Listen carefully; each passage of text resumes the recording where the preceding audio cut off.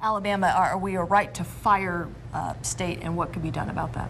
Well, yeah. I mean, Alabama, like every state, is what's called an at-will employment state, which means that unless you have a union or unless you're a baseball player with a nice contract, an employer can fire you at any time they want to, and the same way you can leave the job at any time you want to.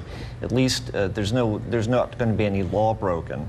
So yes, they can terminate you, and that is the benefit of working under a union, because with a union contract you cannot be terminated unless they go through the steps required by the union contract.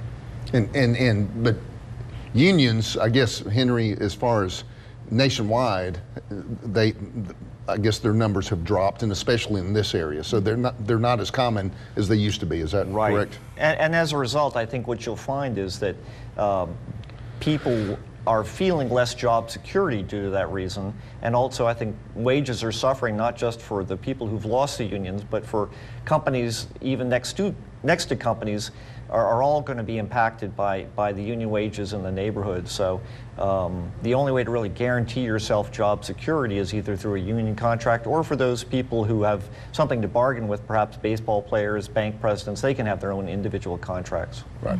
And I've always heard it called right to work state. I don't know that I've ever heard it coined right to fire state, but that seems more apt of a description than the right to work, which sounds more of like a positive description. Actually, right to work is actually a whole different thing. Right to work state has to do with union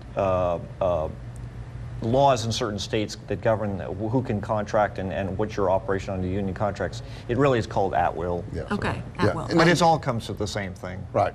Yeah, we had a guy call my office, which in turn I think I called Henry. This has been years ago, but this gentleman worked for a fast food restaurant for about 15 or 20 years. He was the general manager of about 7 different locations, and had never missed a day of work, was always just the best employee in the world. And one day they just walked in, and the owner of those 7 locations walked in and said, "I've got to let you go." And he said, "Well, you know, at least tell me why you're letting me go." And he said, "I don't have to, and you're fired." And this poor guy with 3 small kids and had been working there forever was fired on the spot. Come to find out, it was because the owner's wife's brother had moved to Mobile and was looking for a job and needed work, and so his wife kind of forced him to hire her brother.